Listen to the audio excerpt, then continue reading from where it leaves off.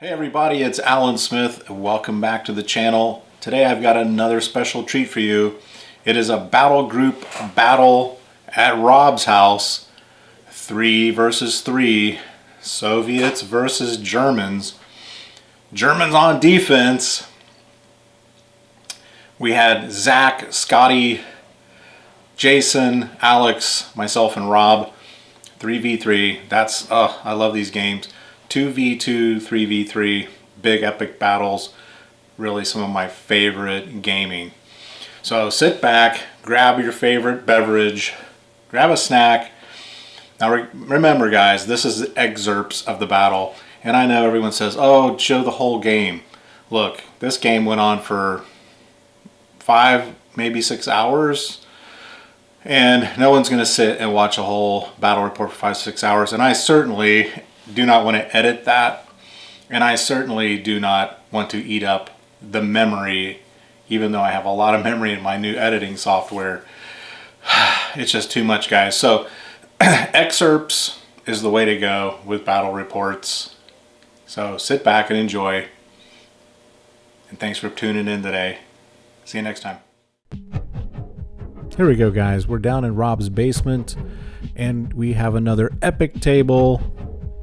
Another spicy battle coming up for you guys. We got some burned out buildings here in the back,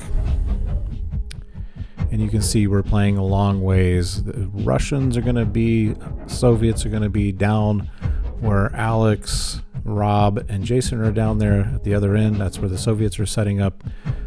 And there in the middle, you'll see there are some dug in positions for the Germans. Now you can see there, that is where the front line resistance of the Germans will be. That will be my positions, the first line. We'll have Panzerfausts pretty much exclusively in every unit. So again, here's another look down table. You can see that there's a formidable line on a ridge there. That will be the main German position. Zach and I will position some Pack 40s. We got lots of troops stationed along this front, and we're gonna be pretty well dug in like little ticks. All right, we got 2 main roads coming up at us. Pretty much a little small town on the other side of the ridge. You see here Alex is putting up his Soviets. There in the middle will be Jason's Soviets, and there on the Soviet left flank will be Scotty's Soviets. Main road coming up to my dug-in positions. And I have my Panzerfaust at the ready. We're not playing around. And you'll be surprised in battle group, guys, the strength that infantry has, and infantry actually does matter in this game. Quite a formidable force. The Russian horde coming up at us. You can see there we set up a minefield on both roads. There's a minefield now. There's a minefield there at the crossroads. That's what those circular positions are there out on the road. Those are minefields. You see there we have a Stug. Now we were getting a little nervous. We thought, well, there's a lot of Soviets coming at us with tanks, lots of tanks and tank riders. So Rob allowed us to throw in a few more Tiger tanks, and there they are. Tiger tanks on the field. We had to set them back a little ways. We had to move them up into positions. And as it turned out, the Tigers really did not have much to do with the outcome of the battle. It came down to really Pack 40s and Panzerfausts really did the bulk of the work. And you'd be surprised, and as I was surprised, that the German front position here really did a great job of holding up the Soviets. I was really surprised, and it is again indicative of how useful infantry are in the battle group rule set. Now here we got Alex's Soviets coming up, KVs. They're coming up the road. And we definitely slow him down here. Zach's making some rolls here. I like to play with Zach. He's a great player. He's very meticulous. He doesn't miss anything. It's easy on these big mass battles to miss shots as you start calling out shots from your positions. And he didn't let anything get past. And I need that. There's a lot of times I'm missing shots. Now here's some Soviet flamethrower troops I thought were hilarious and very well done. So definitely want to add some of those in the future. Kind of the ground view here from the Soviet position. Got us a good military documentary there, World War II. And there's Zach making some discussions, probably arguing our position on some point in the rules. And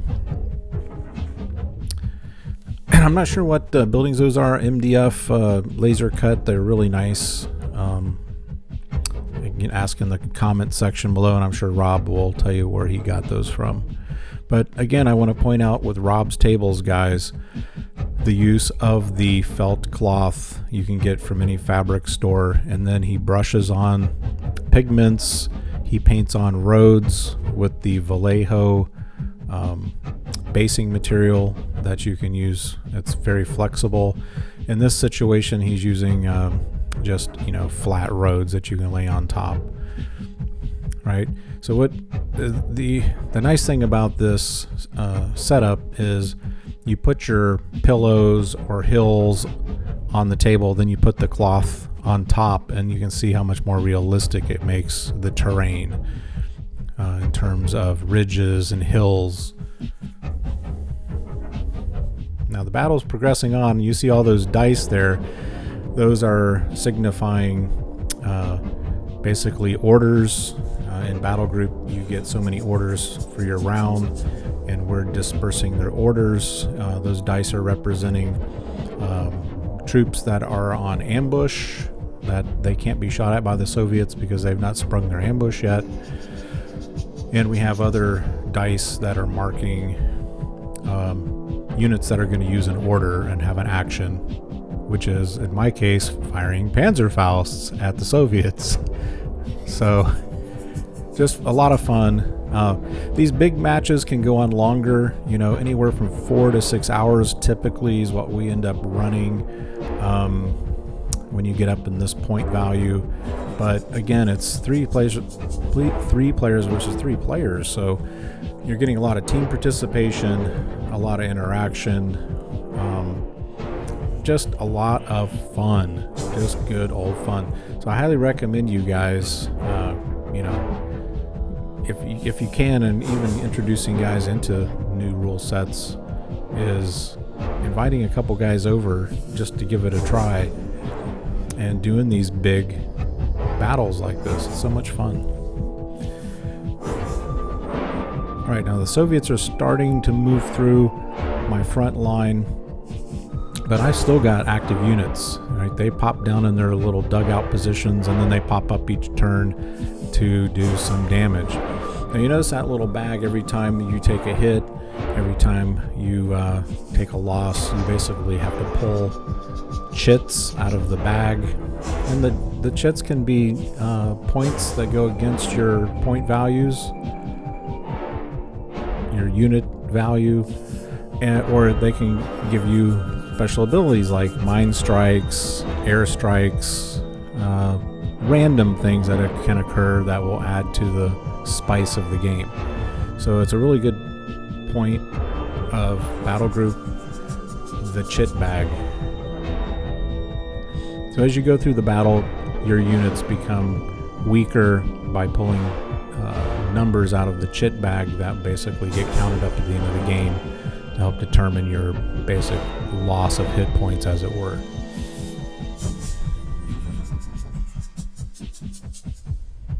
All right, thanks for coming along today, guys.